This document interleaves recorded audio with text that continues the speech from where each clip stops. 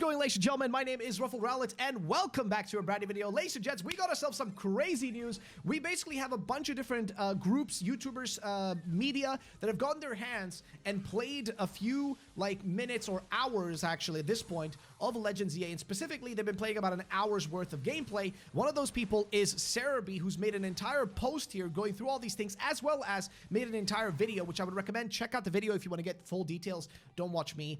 Just go listen to him, unless you want to hear my specific voice explaining some of these things that he shared. But this is his experience, so you're going to get the best idea from that. We also have gameplay here from Nintenduo World, who basically shared like different locations and different battles, like the intro here, featuring just like them running through the city, heading towards different sorts of battles and different sorts of things. In this case, attacking a Houndour, as we can see right here. And then here, same thing, battling a trainer during nighttime. I guess, you know, for the ZA Royale, randomly with a Spritzy out here.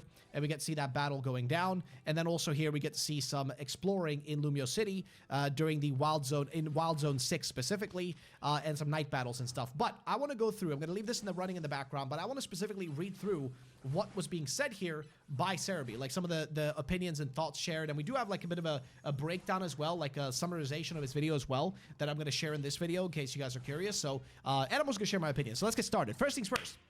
He says that recently the Pokemon Company International brought him, as well as a few other people, out to Paris to an event held in the Eiffel Tower. Now, this event gave them a full preview of Legends EA, and this allowed them to spend more time, over an hour with the game, learning more about the intricacies beyond what was learned from the demo at Worlds and Gamescom, right? So this was a bigger demo, and this demo is set further into the game.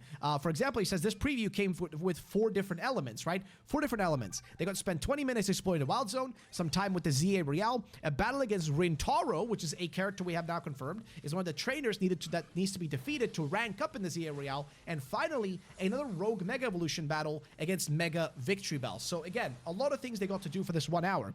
As this content was later in the game's progression to the demo at the World Championship, it definitely gives them better feel of the changes that exist in the game. So, let's go through what they're saying. Catching Pokemon without battling returns in the Wild Zone. So, the first area we entered was the Wild Zone 6 in the southeast part of Lumio City. That's what we see here in the beginning trailer, right here.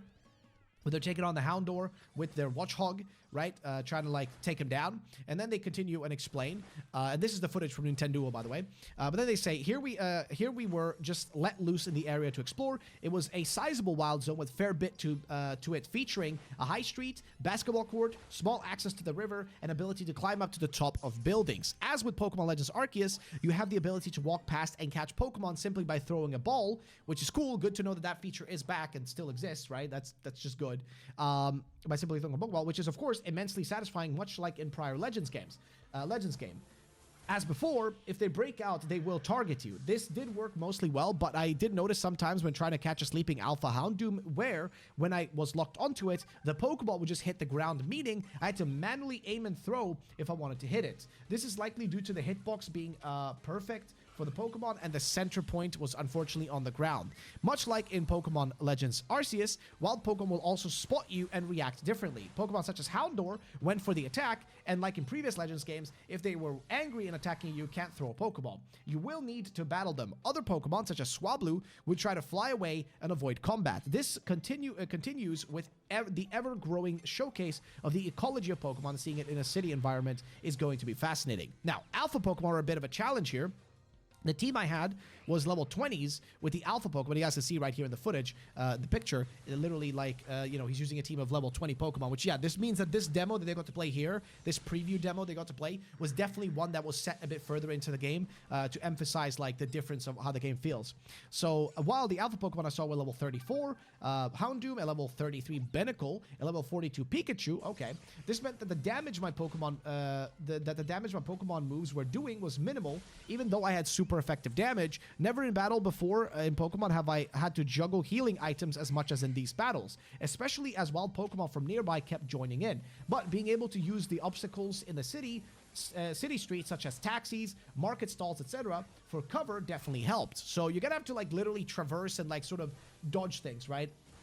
I did eventually emerge victorious and caught all 3 of them. I will note, though, one time I walked away a small distance to regroup, and when I returned, the wild Pokemon's hit points all had recovered. I also defeated the Houndoom once, and I dropped some EXP candy. Okay.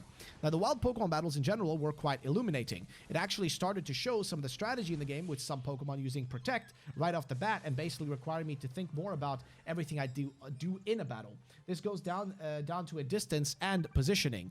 At one point, I was trying to battle a Swablu, and it was flying too high up, so my Pokemon moves were just not hitting it as it was slightly too high.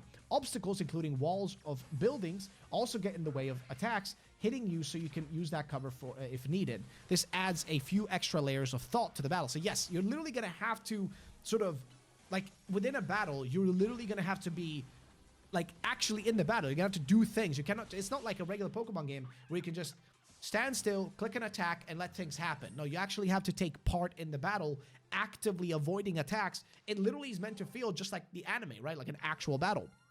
So they say wild zones and battle zones both appear at night. While playing this, we got also confirmation there is a day and night cycle in the game akin to that seen in Legends Arceus and Scarlet and Violet. It's neither real-time nor needing to be activated by something else. Partway through our session, it turned to night and the battle zone activated. Alas, I was unable to find a shiny Pokemon in it, but have a third-hand account of it. Unfortunately, I can't confirm firsthand if there's sparkles or sound, but word is we may be very happy. Okay, so he just said that he wasn't able to find a shiny Pokemon in it, but a third-hand account, so somebody else did seemingly get one, and unfortunately, you can't confirm firsthand if there's sparkles or sound, but the word is that we are going to be very happy. So apparently, shiny sound effect, like the sound effect that played in like Arceus, I think, as well, is back. That's back, which is great, dude. Thank you. That's awesome. If true. I mean, again, not confirmed, but it seems like based on, like, I mean, you know, he wouldn't say that if there was no some level of truth to it, right? Now, with the Wild Zone, he was able to get a bit more of a sense of scale with the game. While there is concern overall that the city is small from the size of the small area that he was in, he certainly wasn't worried about its size anymore. There seems to be something to find around every corner. I was removing obstacles with my Binnacle's Bubble Beam to get some items hidden away. I was climbing rooftops to find wild Pokemon. In the Wild Zone itself, there was also no Pokemon Center. If I wanted to heal my Pokemon, I either had to use items, or I could go to a cafe where I could spend money for a drink, which would then heal the Pokemon. Okay. I'm also very curious about the spawn system. The spawn I encountered matched what others in previous sessions had, so I'm questioning the randomization of the spawn system, or if everything is set. But it looks like it's going to be more akin to Pokemon Legends Arceus' spawn system, where there's spawn points with one or a few options, rather than Scarlet and Violet system, where everything is fully randomized within certain constraints with countless spawn points. Now, some of the spawns also came back over time. I wasn't quite sure how to trigger this. This will be something that we'll need to wait and see at the launch for clarification. So, there you go. Now, ZA Royale.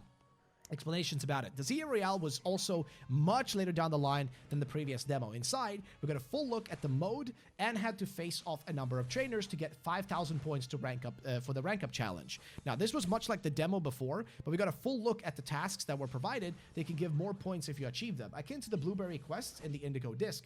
Now, these ranged from getting super effective strikes to using specific types of moves to knock out and even get an instant knockout from a surprise attack on a Pokemon. Each of these gave you coins and bonus points that were dotted around the battle zone, so you could exchange for one you felt could be easily more achieved. Now, the ZA Royale itself was a bit easy with the team we were given, as we were a little over-leveled, so it was basically a one-hit knockout against most Pokemon with super effective moves, but I didn't really lose a Pokemon or receive that much damage during it. That's not to say it wasn't fun. Looking around for the tough trainers and trying to sneak attack them was definitely a fun way to go about it, which, yes, I felt the same way when we got to play the little short demo at Gamescom and Worlds. It's a fun way of just doing battles, I feel like sneaking up and attacking them out of the blue. It's kind of fun. Now, this part of the preview ended with a battle against Rintaro. Now, this is one of the battles that I needed to rank up. Rintaro's dream is to make his restaurant, and we actually get to see him here in that battle. I think actually in the footage here from these guys as well, we can see Rintaro is this guy right here. It's just a chef NPC looking guy who they fight. So that's what they're referring to when they're talking about Rintaro here. So yeah, either way, let's see. So his dream is to make a restaurant, a 3-star restaurant, when he wins the ZA Royale and challenge simply with a Simisage a semi-seer and a semi-poor.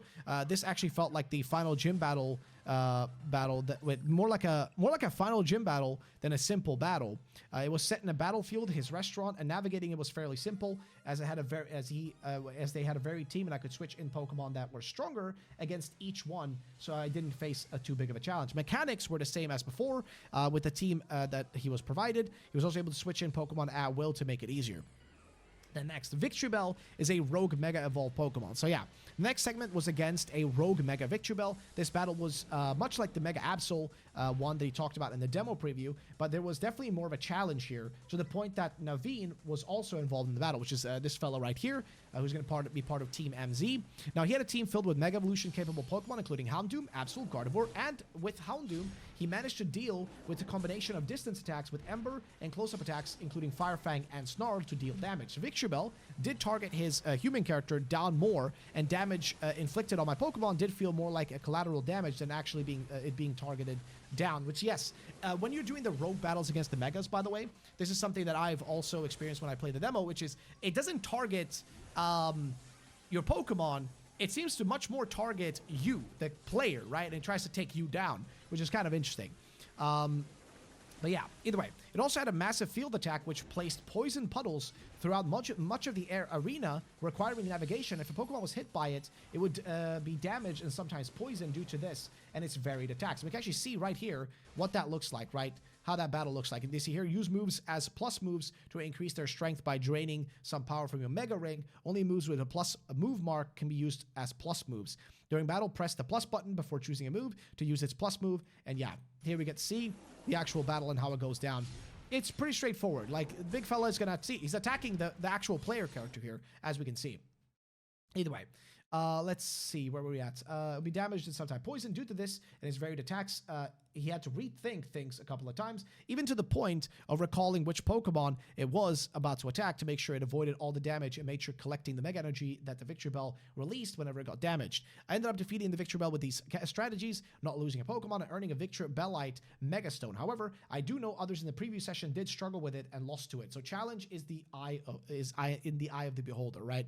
Then we have a few more things. We have battle systems. So, with the battles against the Alpha Pokemon in the Wild Zone, the rank up match, we're going to let this keep running in the background.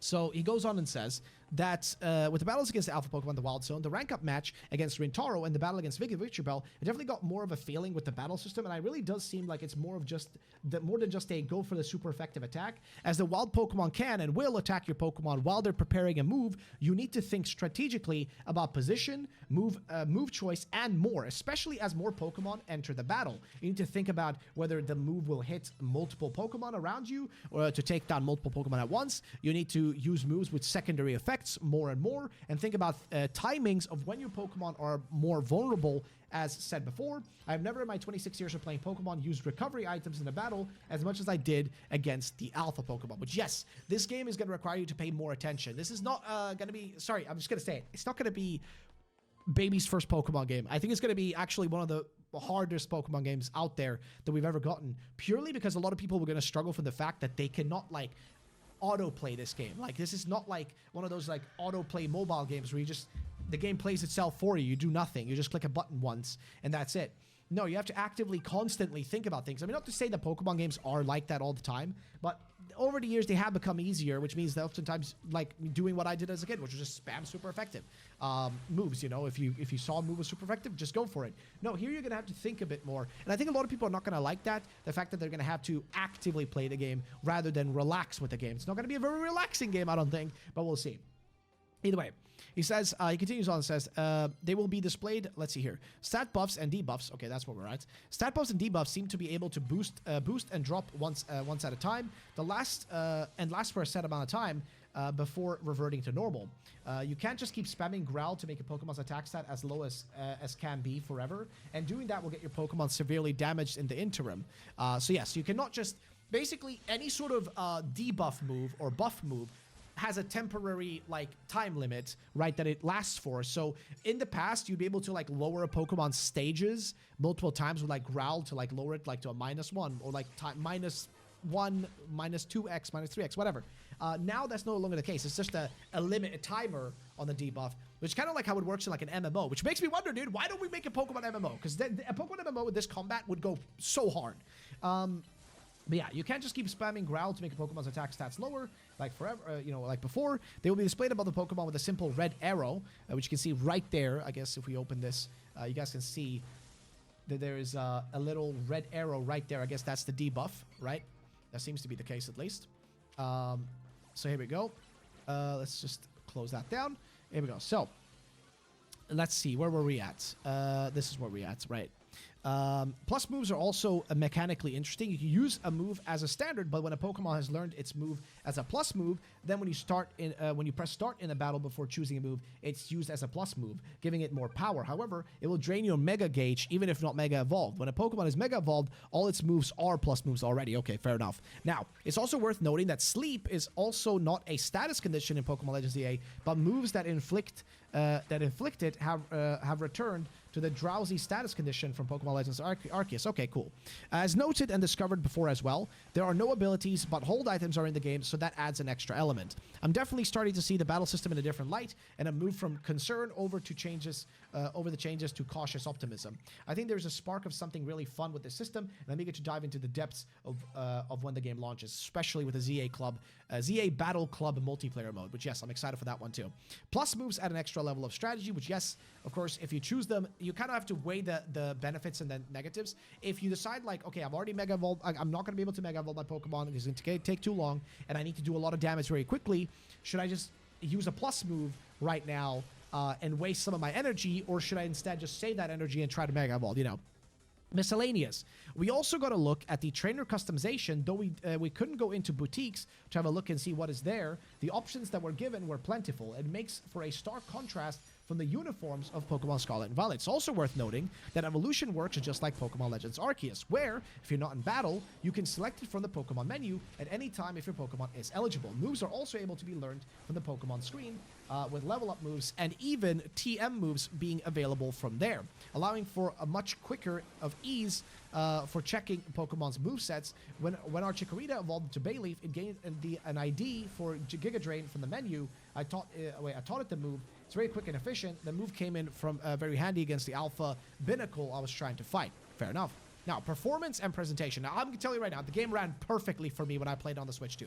So I was playing on the Switch 2 edition, and the game, and obviously this is the pre-release build, so things can change, but the game ran like absolutely a dream. During his gameplay, he didn't notice any frame drops, and visuals were nice and crisp, much like they've seen in previews. It's nice and silky smooth at 60 frames per second.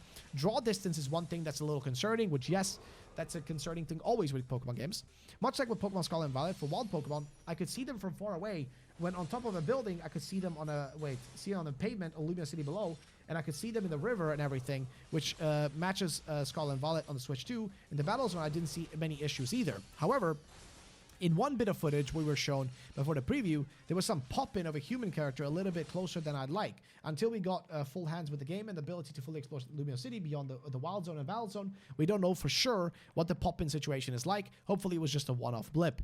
The music for this game is also a set of classics. We're seeing a good number of remixes of music from X and Y, which makes sense, but it feels so natural in the game. And then, thoughts. He just shares, overall, I'm feeling optimistic about the game. Still have some trepidations over the shift to a city environment over a sprawling region. Very curious about how the story and game will proceed with that. But from a gameplay standpoint, absolutely enamored with what they've seen. The new battle system has them curious to dive in for more. He really wants to make sure that, where this goes, and want to see more of how well Lumio City works as a foundation for an entire game. Still, they have some trepidations over traversal of a large city, seeing as we've not seen any ride Pokemon or anything like that. While fast travel between wild zones and battle zones, key areas, and Pokemon centers exists, very curious to see how they actually go about traversal and, if it feels good. Now, I can tell you this game is going to be a bit divisive due to the battle system exploration changes, but I can wait to see more. So yeah, basically, he seems to have a pretty good, thoughts and opinions on it. But yeah, that's pretty much that. And again, if we look through the gameplay here, if there's anything we've missed, for the most part, this is just a battle against, and again, what is this? Like Wild Zone 6, right? So this is just Wild Zone 6, where they're just chilling and taking down a Houndour. We see its number being registered again. We don't know 100% about the Pokedex. And there is the Alpha Houndoom, I guess, right? Which, if you attack that one, things get bad.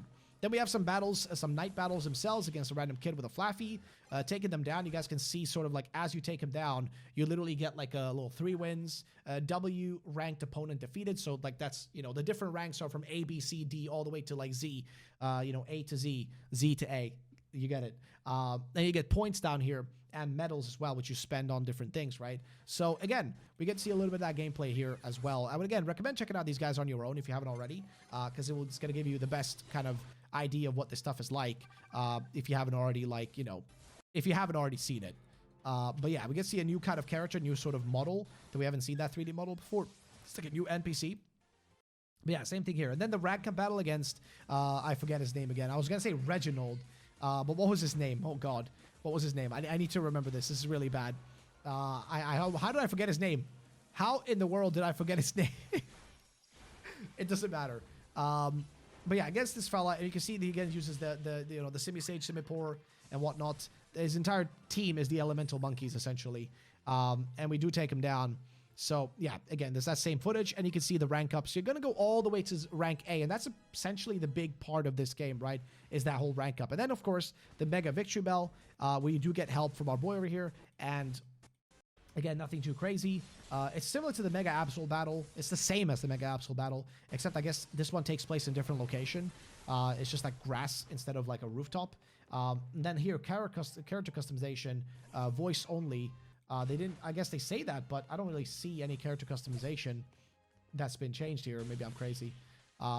Just see some battles and stuff. But yeah, that pretty much should give you a good idea of what we're looking at. And again, I would recommend checking out like the video from like Serebii themselves, where they share their thoughts specifically and like what they specifically think and all that. So definitely check out like, you know, Serebii's video, because it's going to give you even further details. But like I said, there's a lot of these things coming out right now. If you just go on Twitter, you'll see there's a bunch of different like companies and stuff that are going to be sharing different like details and all that.